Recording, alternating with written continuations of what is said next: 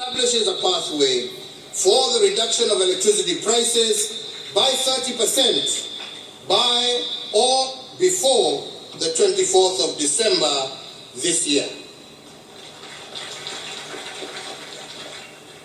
I look forward to Kenyans being relieved of the burden of high tariffs by Christmas Day. The 10th intervention is in the banking sector. The transformation of our economy and the emergence of our nation as a financial hub is as a result of the efficiency secured by technology. The gains we have made in digitization of our financial processes and transactions have made it possible for us to better track and trace illicit flows of money. In view of these, we remain committed to the anti-money laundering and the combating of financing of terrorism CFT frameworks stipulated by the Proceeds of Crime and Anti-Money Laundering Act, POCALMA. These include the requirement for financial institutions to report cash transactions above US dollars 10,000. However, it should also be recognized that the implementation of the framework by banks has been onerous for micro, small, and medium enterprises, and cash still remains an important payment channel for MSMEs, representing 80% of all their financial transactions. Therefore, accordingly, the implementation of the cash transaction requirement by banks has not been facilitative of the operations of MSMEs and to some extent has inhibited their growth. And in this regard, I further order the National Treasury, after consultation with other stakeholders, to immediately cause the upward revision of the cash transaction reporting threshold from the current mark of 1 million shillings, applicable to both withdrawals and deposits by customers. The financial institutions, however, will retain their reporting obligations to the Financial Reporting Center. The 11th intervention is to access to credit. Over the last decade, we have developed a robust credit information sharing mechanism for the banking sector, which enables Kenyans develop a credit history to enable them access to cheaper credit. This is an important pillar for pricing of loans.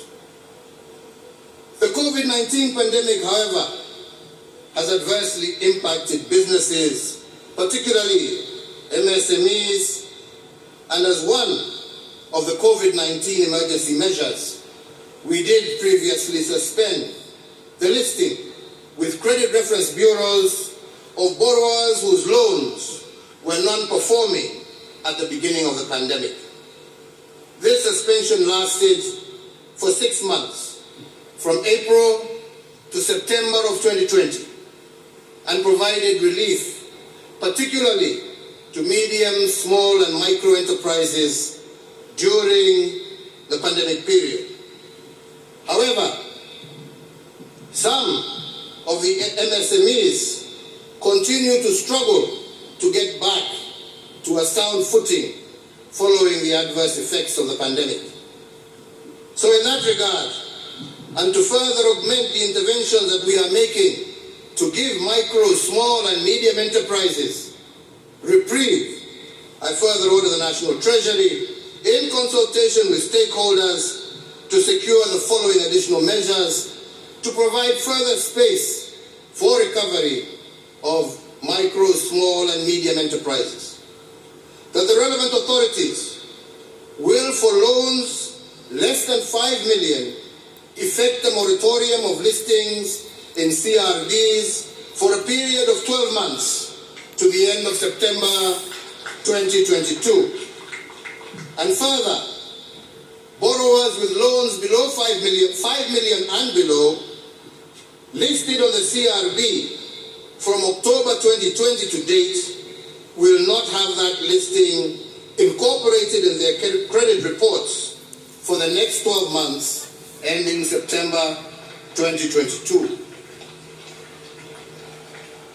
In addition to foregoing measures and to accelerate our economic recovery, I also urge all banks and financial institutions to accommodate customers who seek to restructure their banking facilities.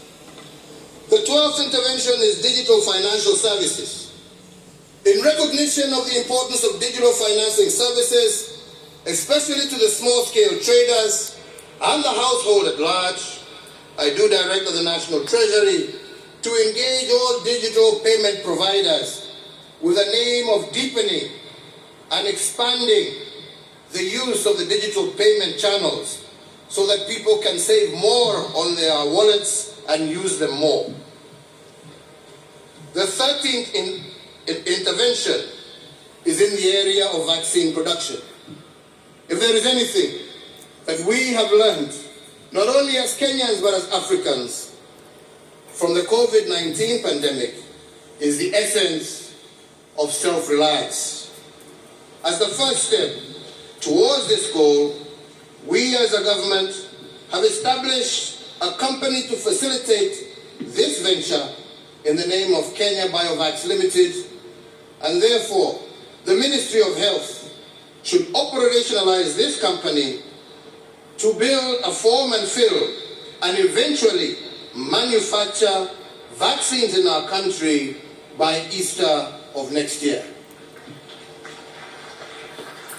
Fellow Kenyans, on the 29th of June 2021, during my 16th address on the COVID-19 pandemic, I pledged to the nation that by Christmas this year, we would have vaccinated over 10 million adults. Today, I am pleased to confirm to the nation that we are on course to realize this target. As of today, we have vaccinated 5 million adults. Owing to the compliance with the health protocols and guidelines on COVID-19, I have further noted with much appreciation that surge of infections has declined over the last 2 weeks, as characterized by the positivity rate of below 5% that has been registered over this period. I once again want to thank the people of Kenya for exercising an admirable degree of civic responsibility in this fight and truly being their brother's keepers. It is, however, important for all of us to appreciate that we are not yet out of the woods, and we must therefore continue to observe the containment measures as directed by the Ministry of Health, as this is the only way to sustain the gains we are making and guarantee the full reopening of our economy. I want to, at this juncture, particularly thank our Interfaith Council for their cooperation in steering the resumption of in-person and congregational worship, and indeed all our health workers and security officers for their commitment to duty during this particularly difficult time. So, fellow Kenyans, the National Emergency Response Committee on COVID-19 and the National Security Council have continued to monitor the evolution of the disease situation within our borders. And therefore, given the progress in containing this disease, the committee, jointly with the Council, has recommended a review of the existing containment measures. Accordingly, the number of persons gathering for in-person worship is now reviewed upwards from 1/3 of the congregants to 2/3, provided they adhere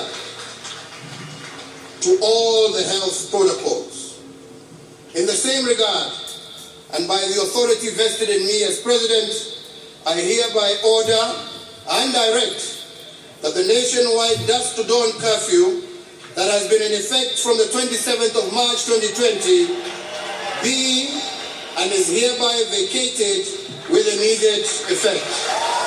Asante sana, God bless you, and God bless Kenya. Asante sana. Basi kwa heshima naomba sote tusimame kwa ajili ya wimbo wa taifa. Ninaomba kwa heshima sote tusimame tafadhali kwa ajili ya wimbo wa taifa.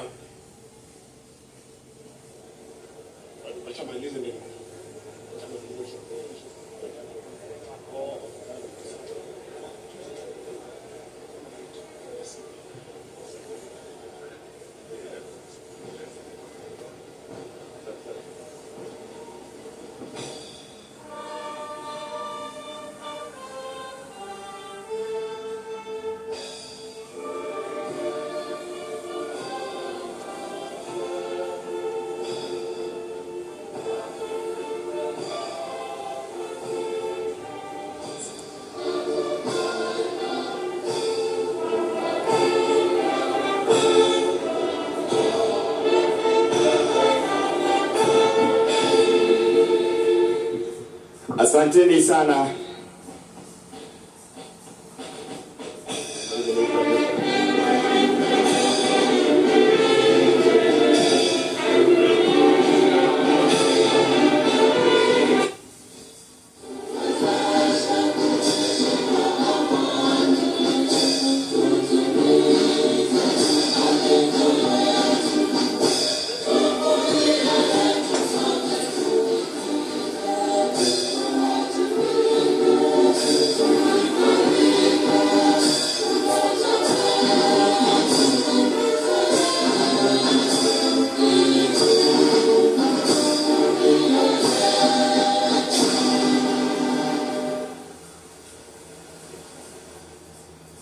Baada ya hotuba ya Mheshimiwa Rais, nitaomba tuwe watulivu ili tuweze kutangaziwa itifaki ya kuondoka.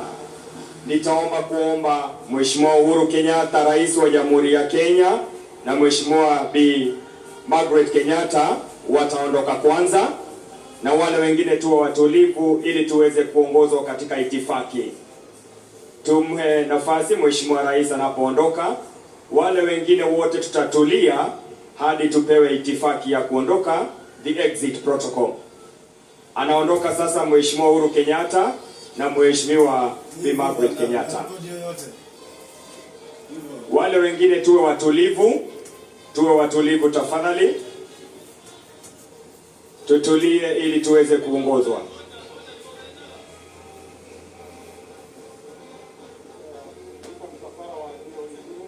Atakayefuata ni Mheshimiwa Daktari Lazarus Chakwera, Rais wa Jamhuri ya Malawi, na Bi Monica Chakwera. Tuwape nafasi hiyo.